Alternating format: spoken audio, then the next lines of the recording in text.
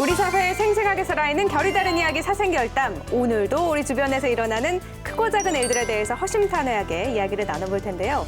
비상대책회의에 소집된 위원들 소개해드리겠습니다. 임미애 의원 자리했습니다. 안녕하세요. 안녕하세요. 김성진 의원 함께합니다. 안녕하세요. 안녕하세요. 천용길 기자 나오셨습니다. 안녕하세요. 네, 안녕하십니까.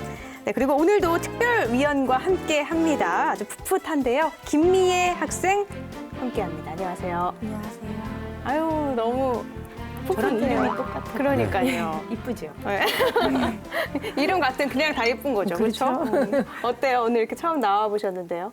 처음으로 이렇게 방송에 출연을 하게 됐는데 어떤 말을 해야 될지도 기대가 되고 또 어떤 것을 배워갈지 많이 기대가 되는 자리입니다. 여기 특별위원들이 되게 많이 앉으셨던 자리인데 오늘처럼 안 떠시는 분은 처음인 것 같아요. 네.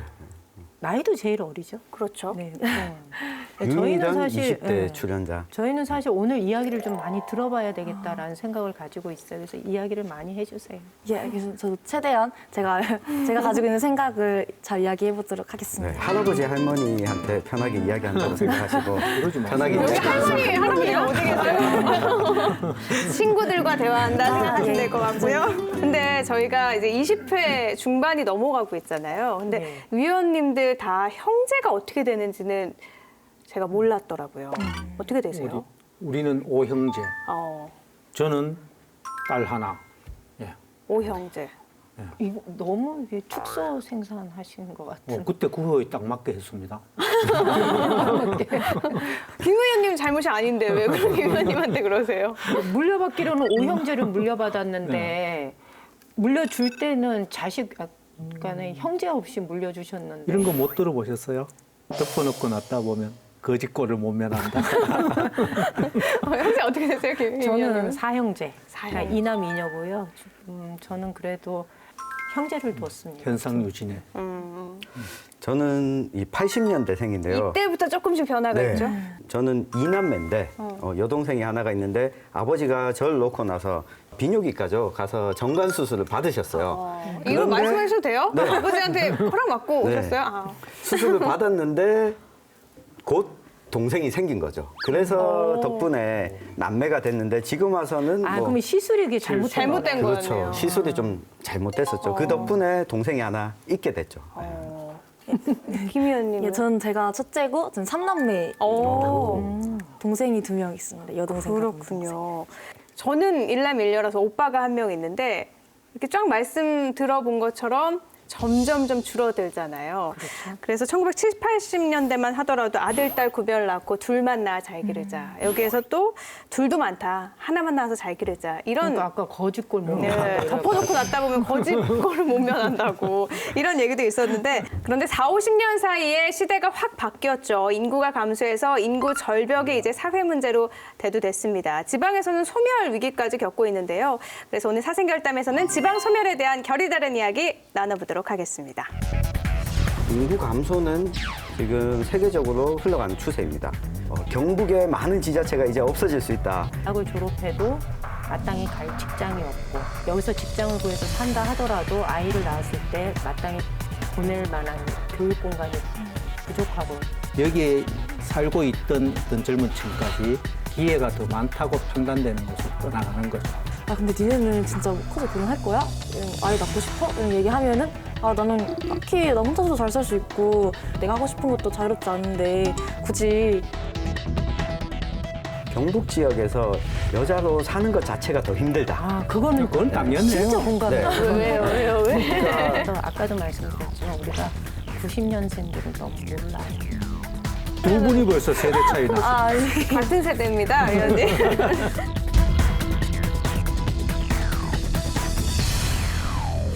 네, 그럼 지방 소멸에 대한 천 의원님의 결단 먼저 듣고 갈까요? 네, 제 결담은 다이어트입니다.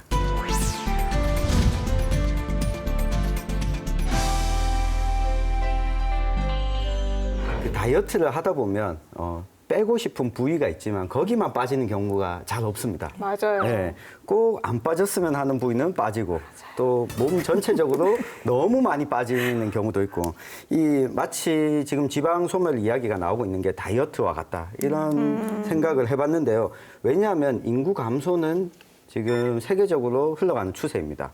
그 2차 세계대전 이후에 인구가 급격히 늘어났고 우리나라의 경우에는 6.25 전쟁을 겪으면서 그 인구가 급격히 늘어나게 됐습니다. 그러면 과연 과거에는 인구가 얼마나 있었을까? 인구가 줄어드는 건 당연지사인데 그렇다면 이 지방 소멸 문제를 인구 감소와 지방과 수도권 간의 격차 문제로 좀 떼어놓고 봐야 된다. 그래서 빼고 싶은 부위는 안 빠지고 지금 안 빠졌으면 좋겠다고 생각하는 부분만 빠지고 있다. 이런 말씀 드리고 싶습니다. 아주 공감 갔어요.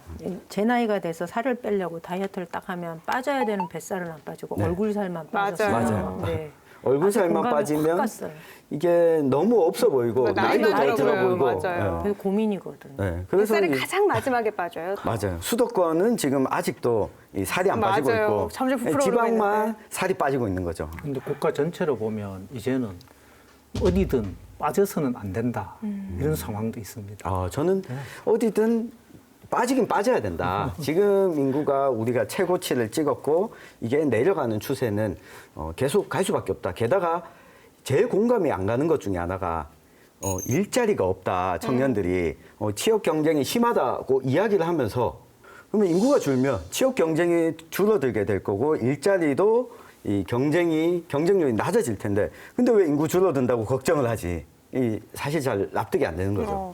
지난 10년간 서울 인구는 228만 명 넘게 증가했는데 그만큼 지역의 인구가 빠졌다는 거겠죠. 네, 맞습니다. 이 지방 소멸이다라는 이 단어를 언제 등장했는지 한번 찾아보니까 2014년 일본 지방창성회의에서 마스다 보고서를 통해서 처음 나왔더라고요. 네.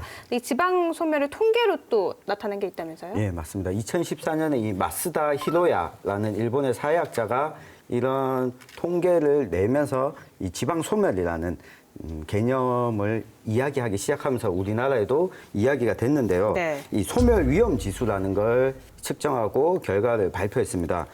고령 인구 65세 이상 인구를 20세에서 39세까지의 가임기 여성 인구수로 나눠서 산출한 수치인데요.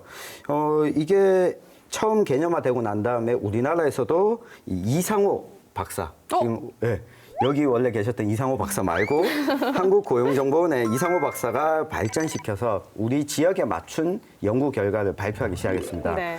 내용을 보면 이 우리나라의 전국 시군구의 35%가 이제 소멸 위험 단계에 놓였다. 이런 결과를 발표했습니다. 심각하네요. 예, 그 261개의 시군구 중에서 92곳이 이미 소멸 위험 지역이다. 이런 결과를 발표했는데요. 수치를 보면 이렇습니다.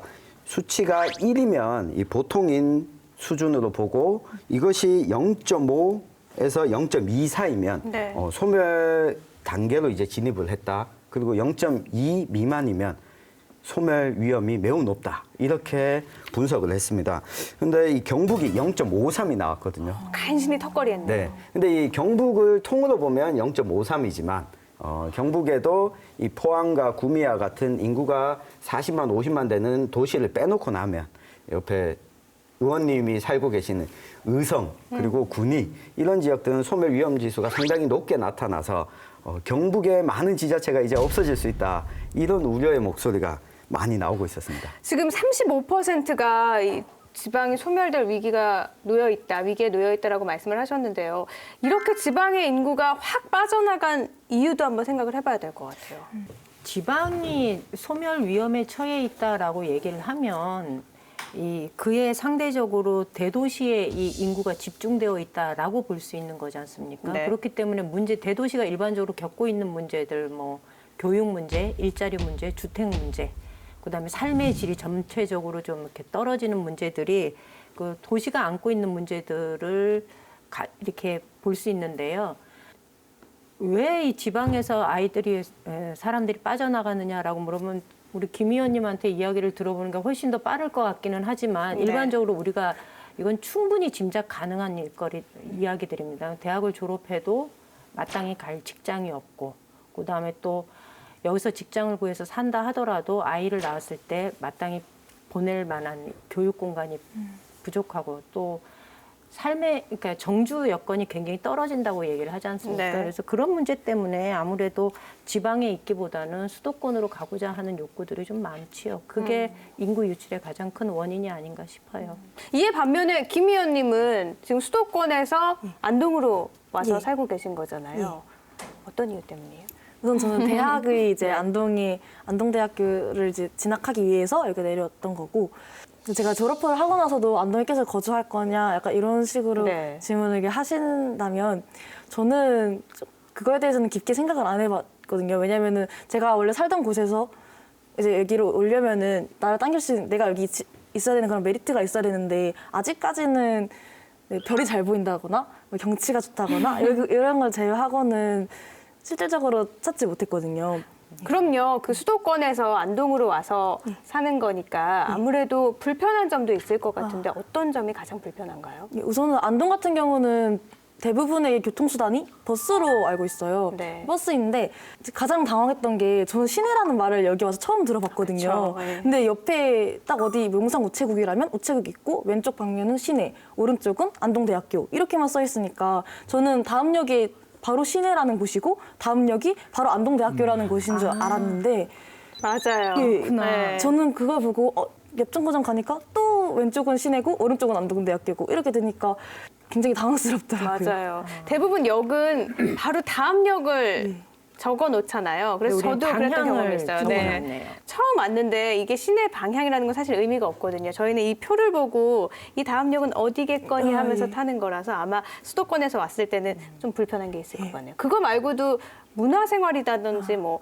친구들하고 같이 놀 때 좀 불편한 것도 있을 것 같은데요. 이 안동대학교에서 가장 가까운 영화관이 CGV인데 네. 영화를 딱 보고 나면 그냥 영화만 보고 갈 데가 없죠. 갈 데가 없어요. 주변에 영화관이 있으면은 그 주변에 상권이 이렇게 많이 밀집이 되어서 여기서 영화 보고 옷도 사고 신발도 뭐 살리면 사고 맛있는 것도 먹고. 카페도 가고 이런 식으로 해서 돈을 많이 쓰는 약간 그렇게 되는 이제 김 의원 이야기를 이렇게 들어보면 네. 결국은 지역에 이렇게 정주 여건을 갖춘다는 것은 어느 한 가지 문제가 국한되는 것이 아니고 여러 가지 어떤 생활 양식, 교통, 또 문화, 또 예술, 어떤 여가시설 이런 것까지 다 포함해서 그런 것들이 갖추어져야 많이 어떤 정주하겠다는 욕구를 갖게 되고 거기에 대해 산업시설까지 있으면 되는데 이 지방이라는 것이 현재 갖고 있는 여건이 이렇게 말하자면 그런 것을 충분히 갖추고 있지 못하니까 또 상대적으로 여기에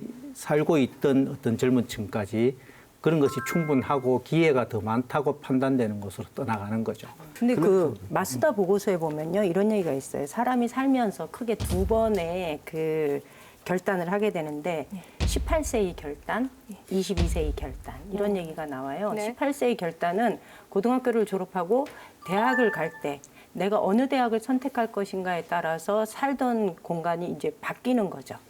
그러니까 김 의원 얘기한 것처럼 수도권에 살다가 대학을 안동대학으로 정하면서 이제 안동이라는 곳을 처음 와보게 된 거죠. 예. 그전에는 안동이 어디 있는지도 몰랐을 예, 거예요. 사실 맞습니다. 네. 그러다가 이제 졸업을 하고 나면 22세, 만 22세 되는 시기에 다시 한번 결단을 한다는 거죠. 그러니까 직장을 어디로 구할 것인가. 그래서 일본에서는 지방소멸 문제가 구체적으로 대두가 되면서 이 바로 22세의 나이, 직장을 구하는 요 시기에 공부 때문에 외지로 나갔다면 이제 다시 공부를 마쳤으면 고향으로 돌아와라라는 운동을 막 광범위하게 벌였다 그래요. 그래서 우리 입장에서는 김 의원이 졸업을 하고 난 다음에 정착을 안동을 비롯한 인근 지역에 계속 정착을 해서 삶을 꾸려나가기를 간절히 바라는데 예, 그래서 그렇게 하기에 적합하기 위한 조건들을 우리가 어떻게 마련을 해줘야 되는지에 대한 것들도 좀 궁금한 거죠.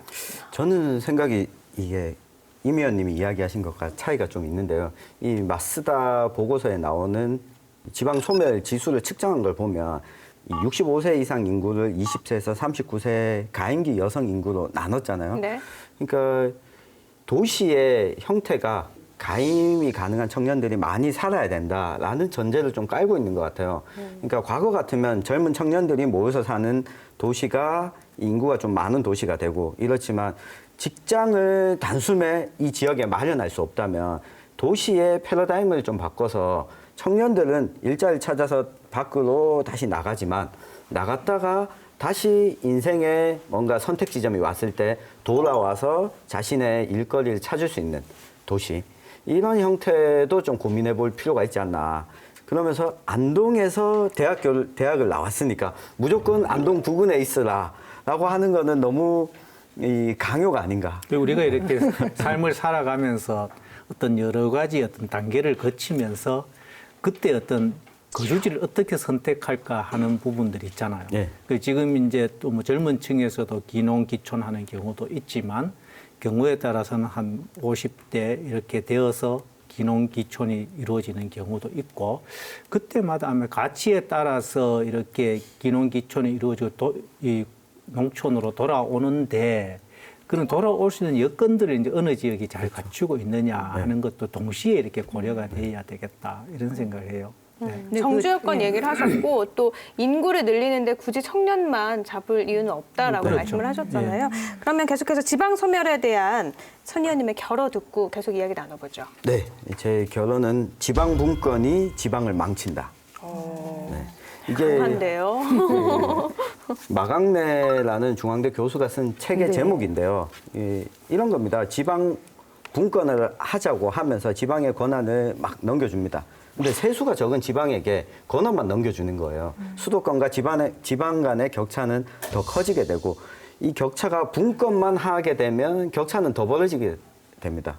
인구가 줄어드는 것은 당연지사라고 본다면 인구가 줄어드는데 지방의 권한만 넘겨주게 되면 지방 소멸은 자연스럽게 더 빨리 찾아올 수밖에 없다. 그래서 이 격차를 줄이는데 좀 더 이 정부 차원에서 예산도 쏟고 힘도 쏟아야 된다. 이 이야기를 드리고 싶습니다. 그러니까 요 주장에 대해서는 반론들이 좀 있어요. 네. 그래서 이후에 나중에 한 번 더 이 네. 문제와 관련돼서 이야기를 해보면 좋을 것 같다라는 생각이 들어요. 네, 계속해서 지방 소멸에 대한 임 의원님의 결담 듣고 가죠. 저는 문제는 수도권이야.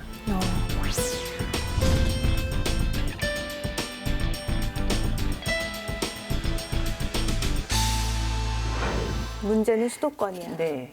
근데 수도권 실제로요. 미워 막 이런 거예요. 아니 실제로 출산율을 보면은요. 지방이 낮을 것 같아요. 수도권이 낮을 것 같아요. 수도권이 낮을 것 같아요. 수도권이 낮아요. 서울의 출산율을 보면 2017년 기준으로 0.836이에요. 의성, 소멸도시라고 얘기하는 의성의 출산율이요. 얼마냐면 1.404예요.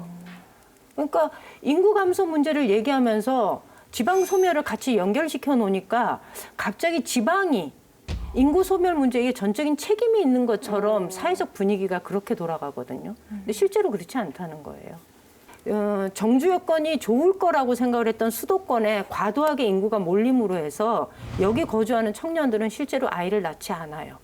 오히려 수도권의 인구가 늘어나게 한 건 아까 처음에 위원장님 얘기하신 것처럼 지방에서 아이들을 계속 낳아서요, 키워서요, 계속 보내준 거예요. 그러면서 이쪽이 이렇게 소멸의 위험에 처하게 된 건데 저는 이 지방 소멸 문제를 얘기하면서 수도권이 갖고 있는 문제점들을 우리가 짚어보고 이것에 대한 대안을 찾지 않는다면 이 지방 소멸의 문제는 지방한테만 책임을 미뤄서는 안 될 거다라는 생각을 합니다. 실제로 저도 이 주제를 가지고 여러 사람들한테 물어보면서 느낀 건데요. 저 때는 결혼은 하되 아기는 안 낳는 이런 풍토가 좀 자리 잡고 있는 반면에 또 이제 한 번 조금 가니까 결혼까지 안 하는 그런 결혼도 하기 싫다 이런 세대들이 더 많다고 하더라고요. 사실인가요? 예, 맞습니다. 저도 제가 고등학생 때 친구들이랑 이제 공부하다가 아 근데 니네는 진짜 커서 결혼할 거야? 이런 아이 낳고 싶어? 이런 얘기하면은 아 나는 딱히 나 혼자서도 잘 살 수 있고 게다가 요즘에 뭐 결혼하는 것도 뭐 돈도 많이 든다. 아이 낳으려면 또 책임감도 따른다. 내가 하고 싶은 것도 자유롭지 않은데 굳이 한 번 사는 인생인데 그렇게 막 구속되어 책임감을 얹혀서 살고 싶지 않다. 이런 식으로 해서 결혼이나 아이를 갖는 것에 안 하고 싶다. 연애도 많이 하는 또 이런 것도 있죠. 결혼을 안 하겠다. 또뭐 출산을 안 하겠다. 그럴 생각이 없다고 이야기하는 분들 중에서는 그 구체적인 이유들이 있어요. 그런데 또 경우에 따라서 많은 부분 어떤가 하면 구체적인 이유가 없어요. 그냥 그런 거예요. 그 저는 참 이게 두렵다 싶은 것은 이것이 하나의 사회 풍조가 되어버리면 어떻게 하나.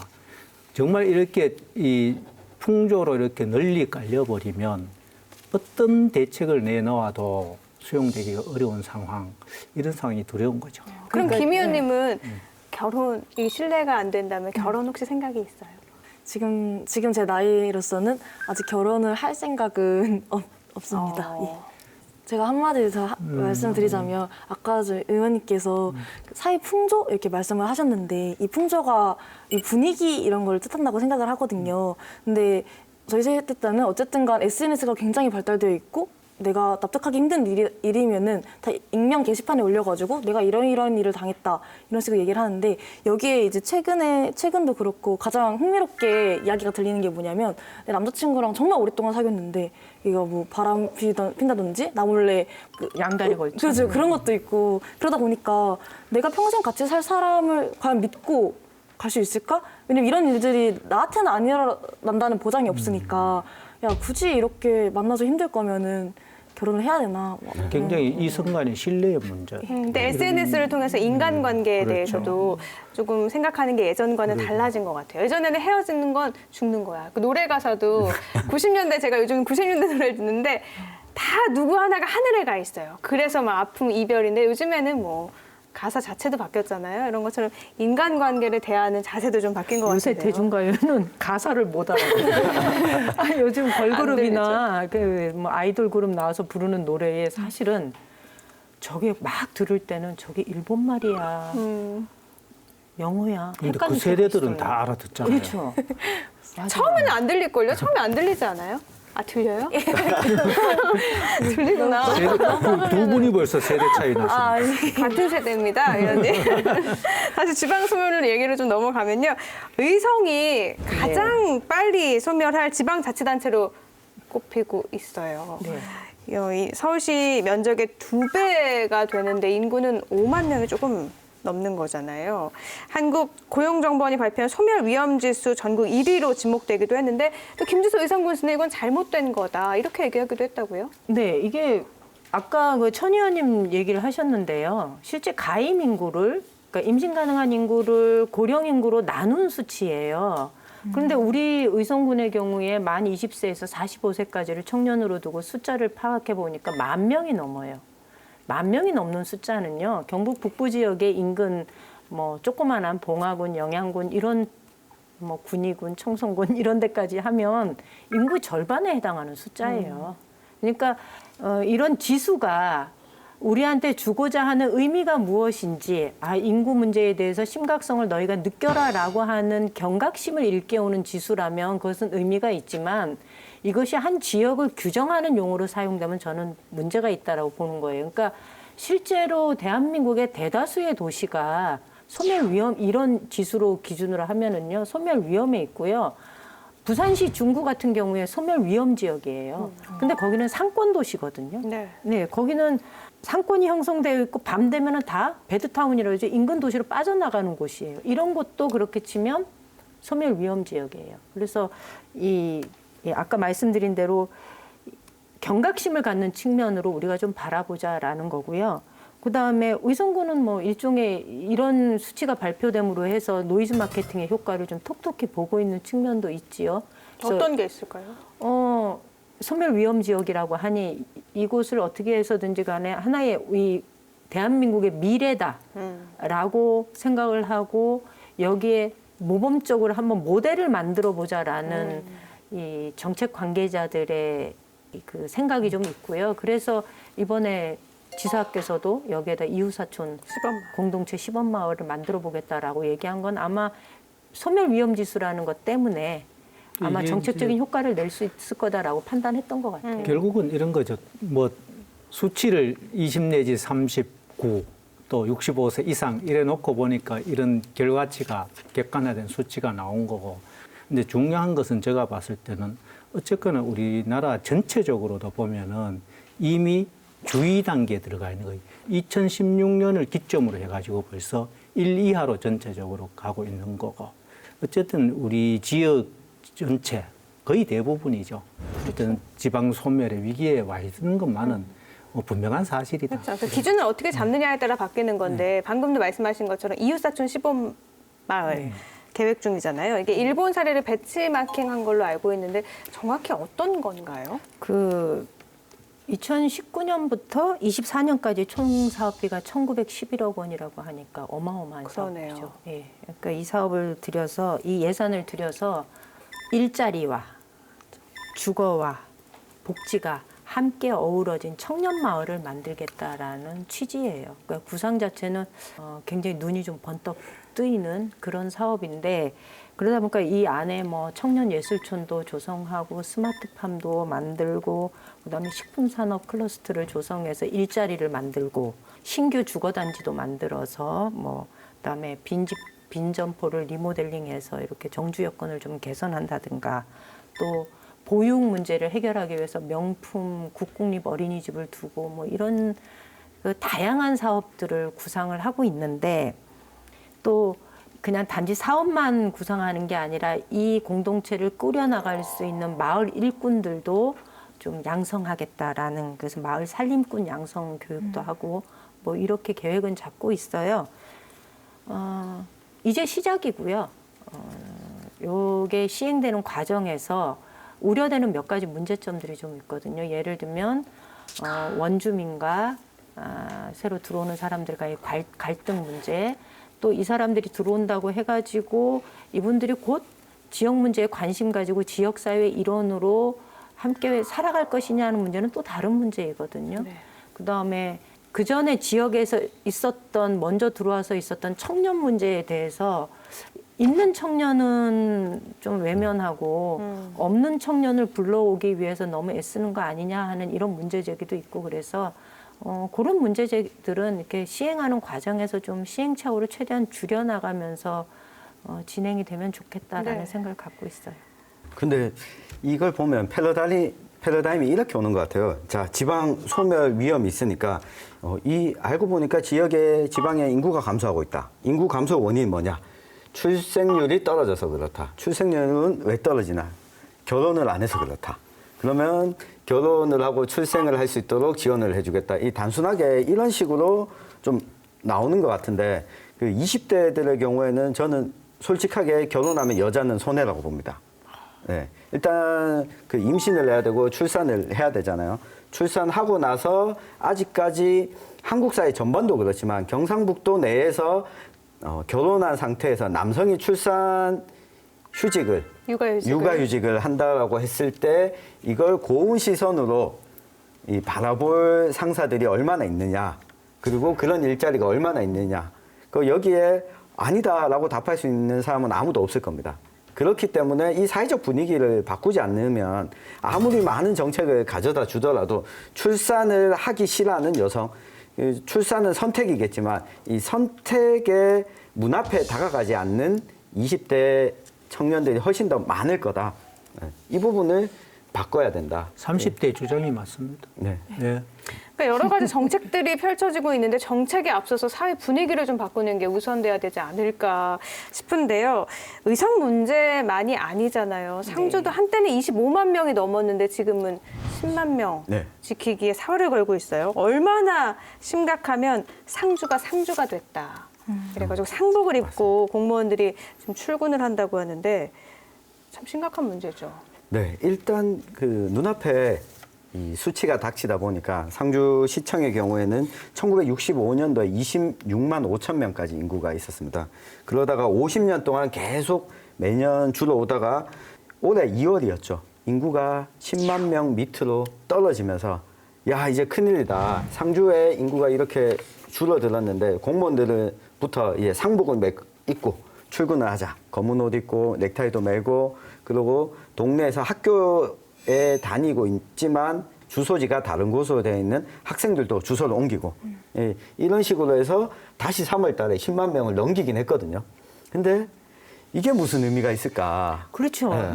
전 진짜 이게 무슨 의미가 있을까 이런 생각이 들어요. 근데 그게 있잖아요. 인구가 10만 명이 되고 안 되고에 따라서 상주시가 되는지 상주군이 되는지 나뉘는 거 아닌가요? 그 시로 승격할 수 있는 기준이 과거에 5만 명이었습니다. 그리고 구체적으로 들어가 보면 뭐 읍도 끼고 있어야 되고 밀집지가 있어야 네. 되는데 이게 10만에서 올라갔다가 떨어진다고 해서 네. 바로 시에서 군으로 바뀌지는 않습니다. 아, 예. 그렇군요. 근데 저희가 그래서- 계속 인구 얘기하는데 사실 수도권에 있는 20대한테 물어보면 어느 지역 인구 몇만 될 것 같아요? 이러면은 몰라요. 개념이 없어요. 네. 지역에 사는 분들만 우리 지역이 몇 만이다 이걸 알고 있지 개념이 없단 말이에요. 그거는 그 지역에 말씀하신 것처럼 살기 좋으면 그냥 사는 거고 아니죠. 결국은 그런 이렇게 어려움 점이나 이런 것들은 그 지역에 사는 사람들의 문제인 거죠. 예. 그 주소 내 지역 주소 갖기 이런 운동이요.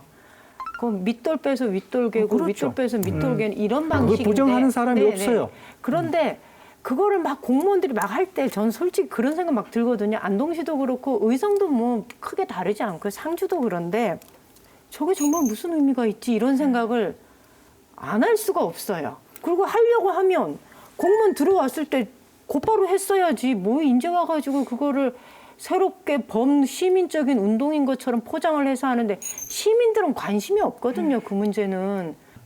근데 그게 제로섬 게임이잖아요. 이 그쵸. 인구를 가지고 온 게 게다가 이걸 뭐 서울특별시에 거주하고 있는 주민을 데리고 오는 것도 아니고 경상북도 맞아요. 안동시인데 예천에 살고 있는데 야 안동시청에서 일하니까 데리고 온다. 그러면 예천은 아니, 마이너스 1이에요. 서울에서 오는 경우도 있고 예. 또 뭐 옆에 시군에서 오는 경우도 근데 있고 아무래도 그래요. 공무원이 빨리 데려오기 쉽게는 근처일 테니까요. 그렇죠.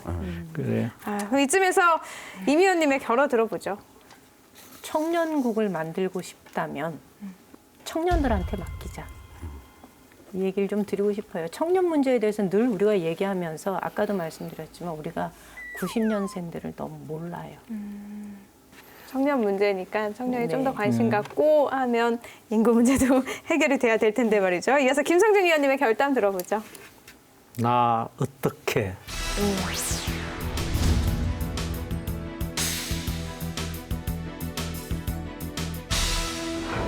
나 어떻게 노래가 노래 또 있죠. 나오겠는데요. 예. 정말 이런 심정이 아닌가. 가장 귀한 분들이 떠나가기도 하고 거기도 그렇지만 대책은 없고 이런 상황이죠. 근데 최근에는요, 지방의 학교나 병원 없어지는 거야 뭐 오래된 일인데 결혼식장도 없어지곤 있는데 한때 장례식장은 붐이라고 할 정도로 굉장히 많이 생겼잖아요. 아무래도 고령화 인구가 많다 보니까 장례식장은 잘 됐었는데 이제는 이 장례식마저 줄어들고 있는 추세라고요. 네. 그러니까 통계청 자료에 의하면요. 지난 3년간 폐업한 장례식장이 모두 24곳이라 그래요. 그리고 이 모두가 지방에 있는 장례식장인데요.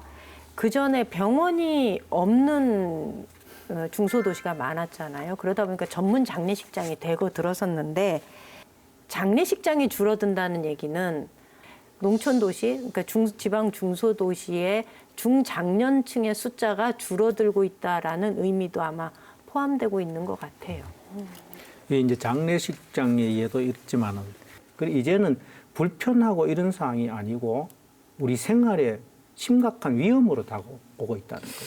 근데 그걸 이 지방 소멸에 공포를 주입하는 게 결국 저는 수도권에게 유리한 이야기다라고 보는 게 아까 임 의원님이 이야기하신 것처럼 이게 출생률도 경북의 군 단위 지역들은 높아요. 수도권보다 훨씬 높은데 자 인구가 줄어드니까 너네 출생과 관련한 정책들을 만들어라. 지원금도 계속 만들어라. 이렇게 이 위험에 대한 비용들을 전가하고 있다고 보거든요. 여기서 정작 이 공공적 영역에서 투자돼야 될 사회간접 자본들은 이 지방에 투자되고 있지 않아요. 근데 수도권에 사는 사람들한테 물어보면 인구가 줄어들고 있다는 데에 대한 감이 별로 없을 거예요. 없죠, 당연히. 네. 네. 그러니까 한편으로 보면 오히려 지방의 소멸을 이야기하지 말고 저는 그 서울 수도권은 닭장이라고 표현을 하거든요. 이 닭장 속에 살고 있는 이 불쌍한 사람들 우리가 사람 살 곳이 못 보내주겠다. 된다. 네. 근데 제가 통계청에 들어가서 자료를 봤어요. 실제 사망자 수가 어느 정도 줄어들까? 저는 정말 위기는 이 사망자 수마저 줄어드는 그 시점이라고 생각을 해요. 장례식장이 줄은 거는 이런 것도 아마 있을 수 있을 거예요. 병원이 줄었다. 이렇게 될 수도 있을 거예요. 일본이 마스다 보고서를 작성을 했을 때 그 시기는 사망자 수가 줄기 시작했던 그 시점이라고 얘기를 하거든요. 그러니까 아직 우리가 그렇지는 않지만 제가 여기 차이를 보니까 굉장히 작아져요. 해마다. 사망자 숫자가 그 폭이 그 전년도에 비해서 한 100여 명 수준이었다면 이게 10단위대로 떨어지는. 그래서 요 정도로 가면 고령층조차도 이제 수명이 늘어나면서 고령층조차도 이 사망의 비율이 좀 떨어지게 되면 더 위험한 시기가 아닐까. 정말 지방 소멸이 걱정해야 되는 그런 네. 시기가 될 텐데요. 근데 말씀하셨잖아요. 제로섬 게임이라고. 인구를 유입해 보면 인근 지역은 그만큼 빠지는 거기 때문에 이쪽은 또 더 큰 문제가 생기는 건데 이 문제의 중심이 바로 경북도청 신도시가 아닐까 싶어요. 인근 지역에 이 인구를 유입하는 블랙홀이다라고까지 표현이 되더라고요. 신도시가 이렇게 주변 지역 인구에 영향을 많이 끼치고 있죠. 실제로 이렇게 통계로 이렇게 보여지죠. 지금 현재 이렇게 도청 신도시의 상주 인구는 8,290여 세대에 한 2만 명 정도로 보고 있고, 지금 주민등록상의 인구를 보면은 안동시 관내에 852세대에 1,338명, 그리고 예천군 관내에 4,848세대에 13,442명 이렇게 돼 있어요. 이게 3월 31일자 기준이에요. 그런데 주민등록이 돼 있는 인구 중에서 안동시에서 신도시로 간 인구가 6,202명으로서 42%, 또 예천군에서 신도시로 간 인구가 2,657명으로 18%. 이걸 합치면 주민등록상의 신도시에 거주하는 주민 중에서 60%가 안동 예천에서 이주를 한 거죠.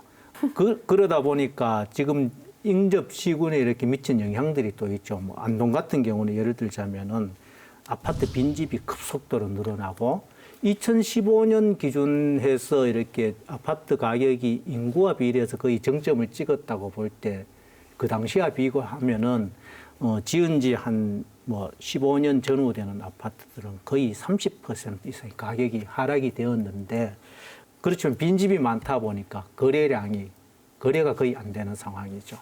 근데 예천도 신도청이 더 발전을 하면 인구가 빠짐이 더 심해질 텐데 이건 저희도 한번 다뤘던 문제이기도 하잖아요. 그 심각합니다. 그 블랙홀이라는 것이 통계로 입증이 된다, 이렇게 보입니다. 최근 블랙홀 눈으로 확인했다고 네. 이렇게만 나오고 있는데 저희는 진작 확인했는데 말이죠. 네, 그럼 김성진 위원님의 결어 들어볼까요? 예, 우리는 서로 이렇게 존재하는 것만으로도, 또 우리 지역에 존재하는 것만으로도, 평범한 시민으로서 살아가는 것만으로도 지역을 위해서 많은 공헌을 하고 있다. 이것을 지방 소멸 시대라는 이런 주제를 놓고 보면은 정말 느낄 수 있죠. 우리 모두가 지역에서 살아갈 수 있는 이런 세상으로 서로가 만들고 또 그런 세상으로 바뀌어가는 그런 소망을 가져봅니다. 네, 마지막으로 김미애 위원님의 결단 들어보죠. 궁금해요. 예. 저는 그 돈으로 움직이는 시대는 끝났다라고 이야기 드리고 싶습니다. 과감하게. 결정타다. 예.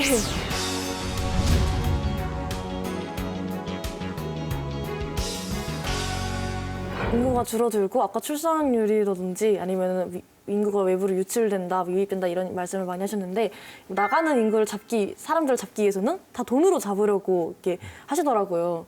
청년 뭐 지원금도 주시고 뭐 그렇게 하시는데, 실질적으로 내가 이 지역에 살고 싶게끔 그 지역을 발전시키는 게 중요하다고 생각을 해요.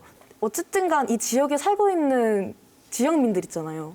지역민들의 삶을 좀 더 이렇게 좋게 해서 이분들이 살고 있으면 주변에 뭐 외부 지역에 아는 분들 계실 거 아니에요. 이분들이 행복하게 사는 거 보시면 여기 살기 좋다는데 여기로 한번 가볼까. 조금의 생각이 있었으면은 충분히 데려올 수 있을 것 같기도 하고, 그래서 좀 돈으로 잡는 거는 이제 그런 시대는 좀 끝났다라고 생각을 합니다.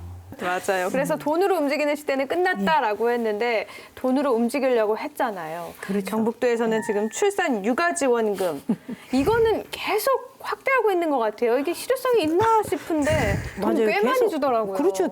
계속 늘어나요. 근데 이제 저희도 이거 보면서 이렇게 준다고 해가지고 아기를 낳나? 안 낳는다는 거 다 알아요. 적게 놓으니까 이만큼 많이 줄 수 있다고 홍보할 수 있는 거예요. 줄 확률이 적으니까 이제 한 6명 나면 1억 주겠어요. 아니 그러니까 뭐 어떤 경우는 심지어 뭐 한 명 나올 때마다 1억씩 줘봐라 그러면 낳나 그럼 결국은 안 낳는다는 거죠. 그러니까 이번에 보면 상주시 같은 경우에 올해부터 첫째 아이한테는 360만 원, 그러니까 15만 원씩 24개월을 주겠다라고 얘기를 했고요. 둘째 아이는 20만 원씩 36개월을 주겠다 이렇게 얘기를 해요. 문경시도 대폭 올렸어요.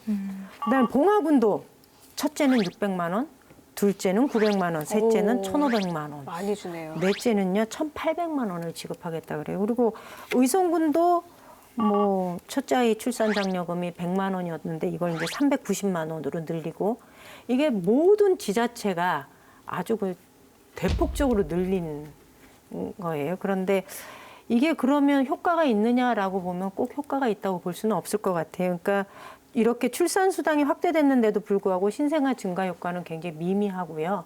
그리고 심지어 봉화 같은 경우에는 2007년도부터 연간 한 13억 원가량을 지출을 했는데 이 2016년도에 176명이던 출생아 수가 작년에는 오히려 줄어들었죠. 167명으로 출생아 수가 줄었어요. 그러니까 아까 김 의원님 얘기한 것처럼 돈 준다고 해서 낳는 세상은 아니라는 거예요. 저는 궁금한 게 아기는 돈 때문에 안 낳는 게 아닌 거잖아요. 그렇죠. 돈 말고 어떤 환경이 있어야지 좀 출산율을 높일 수 있을까요?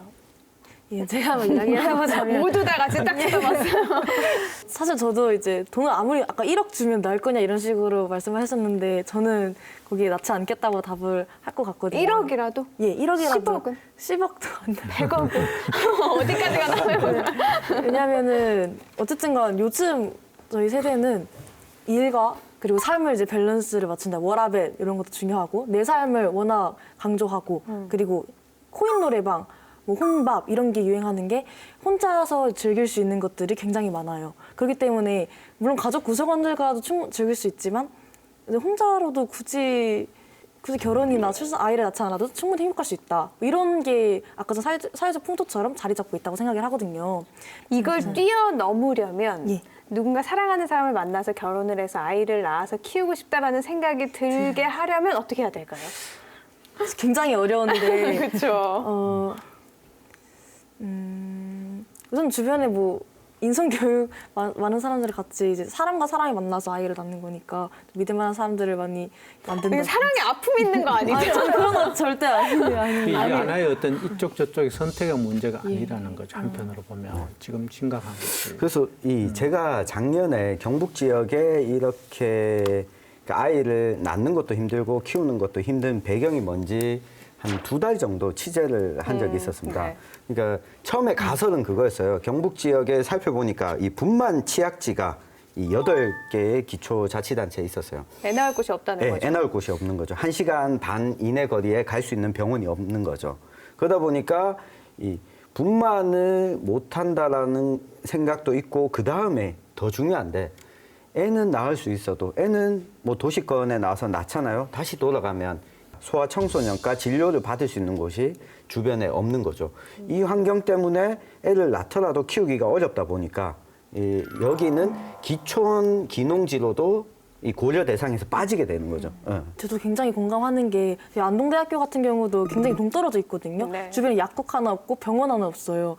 그렇다 보니까 제가 여기에 와서 아이를 낳고 아이를 낳는다면 결혼하고 자리 잡을 생각조차 하지 않는 거죠. 내가 지금 살고 있는 곳에 주변에 이렇게 복지시설이 없다 보니까 굉장히 그러면 기숙사 생활 하잖아요, 예. 지금. 기숙사 생활하다 갑자기 몸살 감기가 와서 급하게 병원은 문 닫았고 그래서 약을 사 먹어야 되면 어디까지 전 가나요? 항상 편의점에서 항상 편의점에 그냥 편의점에서. 감기약 같은 거 먹거나 아니면 핫팩 들고 이렇게 자거나 아이고. 굉장히 서럽더라고요. 집도 굉장히 먼데 그런데 수도권에 사는 우리가 수도권에 복잡한 데 사는 거 생각하면 안동대학에서 예를 들자면 뭐 안동 같은 경우 시내까지 나와서 어느 병원에 가고 하는 것이 수도권에서 인근에 있는 병원 가는 것보다는 시간이 덜 걸릴 거예요. 근데 수도권. 맞아요. 말씀하신 것처럼 안동쯤만 되면 나온 건데 우리 입장에서 다른 지역들 이야기를 하는 우리 입장에서 거지. 보면 안동쯤만 돼도 좋은 거죠. 예. 그렇죠. 저도 그런 생각 좋다고 생각은 저는 안 해봤는데 집에서 딱 나오고 5분 거리에 정형외과부터 시작해가지고 소아, 치과로부터 피부과 다 있으니까 이런 데 살다가 갑자기 여기 왔는데 주변에 약국이 없다. 저희 안동제 학우들이 가장 좀 계속 이제 SNS에 올라오는 게 뭐냐면 여기는 사람이 지금 6,000학우가 다니고 있는데 병원 하나 옆에 없고 약국 하나 없는 게 이게 이게 맞는 건가? 6천 명이 다녀요. 이게 지금 전부 하면은 그럼에도 불구하고 이런 복지시설이 전혀 되어 있지 않으니까 어쨌든 아까 보면은 안동 출신에서 안동대학교 다니는 학생들보다 타 지역에서 오는 학생들이 더 많거든요. 그럼 이 학생들을 잡아가지고 안동에 머무르게 해야겠다 하면 오히려 이게 더 이득인 거잖아요. 그러면 거의 반만 그래도 3,000명이라는 학우가 외부에서 오는 건데 그럼 이 학생들을 잡아가지고 여기 정착시키도록 하려면 그만한 메리트가 있어야 되는데 뭐 약국도 없고 그런데 누가 여기 와서 계속 사려고 깜짝 놀랐어요. 6천 명 내지 9천 명의 학생들이 다니는 공간에 약국 하나 없어. 안동시 잘못했네요. 전 그 정도의 정책적인 배려는 좀 그리고 쳤어야 되네. 말씀하셨지만 거리로 보면 수도권보다 안동이 더 빨리 병원에 갈 수 있다. 이거는 잘못된 것도 분명 있는 것 같아요. 말씀하신 것처럼 집 밖에 바로 나오면 바로 병원이 그런 오분 경우도 거리에 이렇게 있지만 제가 봤을 때는 일상적인 생활 개념에서 보면은 말하자면 그 정도를 가지고 이 근데 이야기를 하는 그리고 거는 제가 이야기를 드렸던 게 그런 가설을 세우고 이런 공공시설물이 부족한 것이 결국에는 경북 지역의 여성들이 결혼을 좀 기피하게 되고 출산을 기피하게 되는 것 아니냐 가설을 세우는데 이것보다 더 큰 이유가 있었어요. 경북 지역에서 여자로 사는 것 자체가 더 힘들다. 아, 그거는 그건 당연해요. 진짜 공감해요. 왜요? 그러니까 특히 제가 만났던 이 다문화 가정의 여성의 경우에는 이렇게 이야기했어요.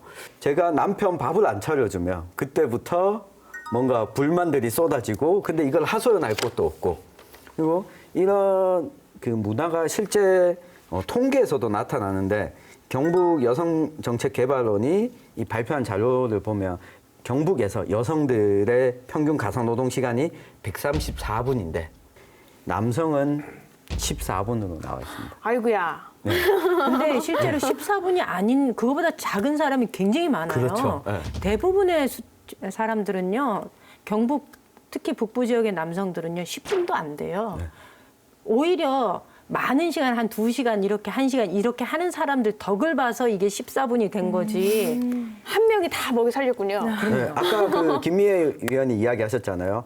그러니까 그 남성의 이 양다리도 문제지만 폭력성이나 이런 부분들에 대한 믿음과 신뢰가 안 간다. 특히 경상도 남자는 좀 기피하고 싶은 이런 거 이유 중에 부모님께서는 만나지 말라고. 아니에요. 너무 이렇게 지역 감정을 붙이기 좀 맙시다. 경상도라 그러지 않을 수 있어요? 얘기 좀 들어보고 싶어요. 부모님 뭐라고 하시나요? 그거 막 이렇게 직접적으로 말씀하시진 않았지만 우선 그래도 너무 권위적인 그러면 너 고생한다. 물론 만날 생각도 없지만 만날 때.